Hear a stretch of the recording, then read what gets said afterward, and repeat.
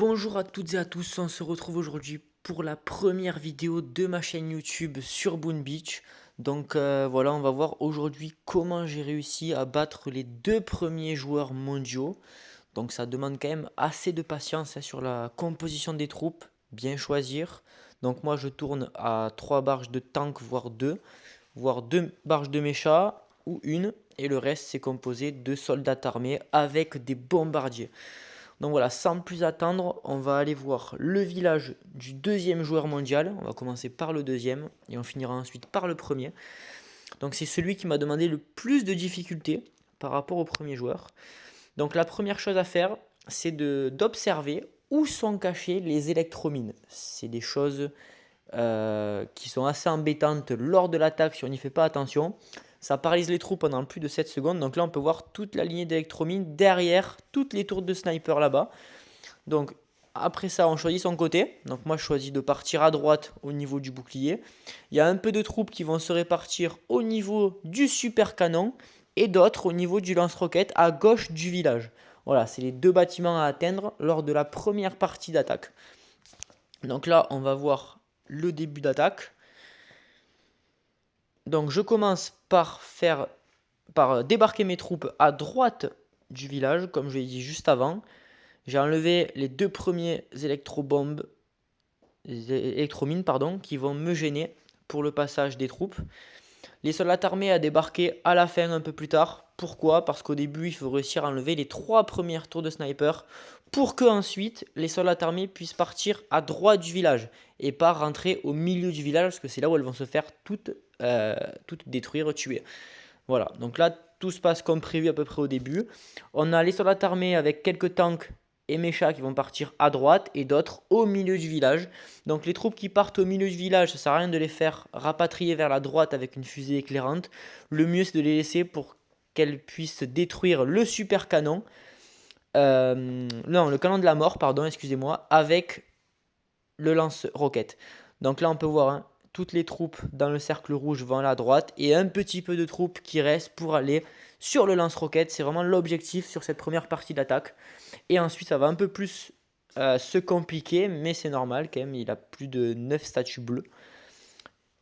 Donc, ce sont des statues qui améliorent la santé et les dégâts des bâtiments, et c'est assez embêtant. Donc, ça prend plus de temps. Ici, je mets un peu en accéléré, ça se passe plutôt bien.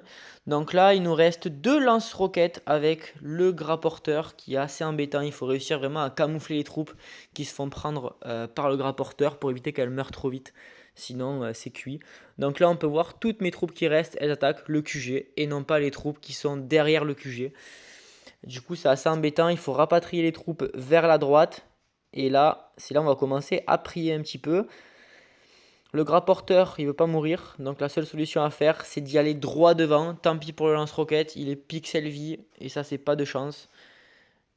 Donc là, on va prier et là, il faut vite envoyer les troupes hors de portée du lance-roquette.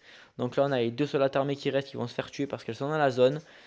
Et là, normalement, il n'y a plus rien qui peut taper mes bombardiers. Le bouclier, ça sert à rien d'aller le supprimer parce que le lance-roquette sera pas dans la portée, mais surtout parce qu'on va perdre du temps. Il ne reste pas beaucoup de temps pour détruire le QG. Et là, ça se passe plutôt bien. On a eu un peu de réussite quand même, mais bon, il en faut, sinon c'est compliqué. Ensuite, on va passer sur le premier joueur mondial. Voilà, le premier joueur mondial, juste ici. Hop, on va observer ça. Donc là, on est sur un village qui est avec plutôt des bâtiments qui sont collés comparé à celui d'avant. Donc là, les soldats armés ils vont faire un gros travail. Ça va être un peu mieux. Donc là, on repère un petit peu les électromines qui sont cachées derrière les statues, derrière les canons. Il faut faire attention. Donc là, j'attaque à gauche. Du coup, pas la peine d'enlever celles qui sont à droite, parce que je vais pas y aller. Donc ça sert à pas grand chose. Attention à bien friser le gras porteur. Et là, la plus grosse partie va partir au milieu. Et une petite partie à gauche pardon, du village au niveau du lance-roquette. Pour ensuite partir complètement à gauche. Ça, on va le voir dans quelques instants. Donc là, je mets un peu en accéléré. Tout se passe comme prévu pour le moment. Donc là, on a détruit pas mal de bâtiments. On peut le voir, elles vont être matérialisées là par des petites croix. Tout ce qu'on a réussi à supprimer. Et là, malheureusement, il reste quand même 5 à 6 défenses qui sont très importantes et qui causent beaucoup de dégâts à nos troupes. Donc là, il faut vraiment partir à gauche. Et là, on va essayer de remonter tout doucement vers le bouclier pour le supprimer. Et il y a quelques troupes qui vont repartir vers le super canon et quelques troupes qui vont partir complètement à gauche. Et il faut réussir à supprimer les 5 bâtiments qui sont matérialisés par des croix pour que ça se passe plutôt bien l'attaque. Donc là, on camoufle un peu tout ça. N'hésitez pas à utiliser les bestioles, elles sont vraiment très importantes lors de l'attaque. Donc là, il n'y a plus grand chose à faire. On camoufle un petit peu le gras porteur, on attend un petit peu, il faut réussir à gérer les derniers points de canonnière qui nous restent. Vraiment utiliser avec attention, hein. Ne mettez pas tout d'un coup, sinon pour la fin ça va être très compliqué. Et justement, c'est sur la fin où il faudra en avoir le plus. Donc ici, là, on a le gras porteur, le lance-roquette. On a 2 lance-roquettes qui sont encore en vie. Et ça, c'est assez embêtant. Donc là, voilà, le lance-roquette qui va être détruit. Pendant ce temps-là, ce qui est pas mal, c'est qu'on a tous nos bombardiers qui tapent le QG. Donc au fur et à mesure, ça fait détruire le bouclier là qu'on ne peut pas avoir accès pour l'instant. Et là, il y a tout qui va se faire tout seul. On a réussi à détruire le dernier lance-roquette. Et il n'y a plus rien qui peut atteindre nos bombardiers. Donc là, c'est mission réussie.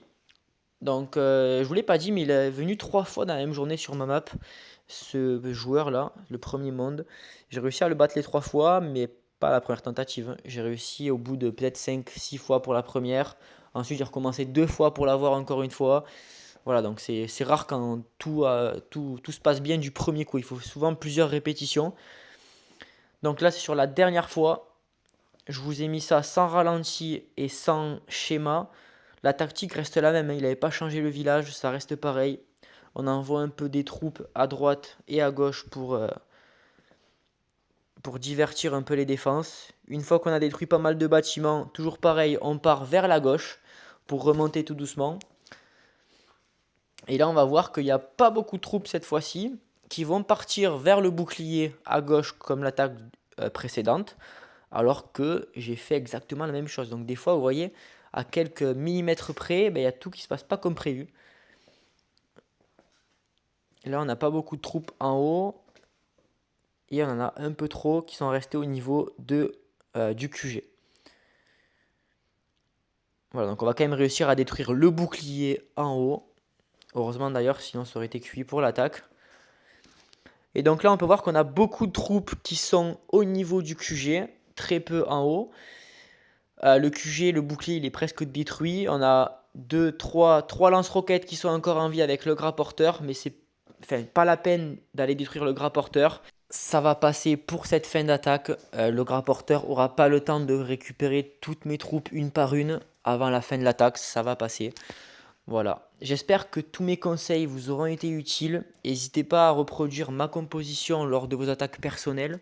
Elle fonctionne vraiment bien. C'est une de mes préférées. J'adore la jouer. Franchement, c'est un régal. N'hésitez pas à mettre un pouce bleu, à commenter et à vous abonner. Et sur ce, je vous dis bonne continuation et à dans une prochaine vidéo. Salut tout le monde.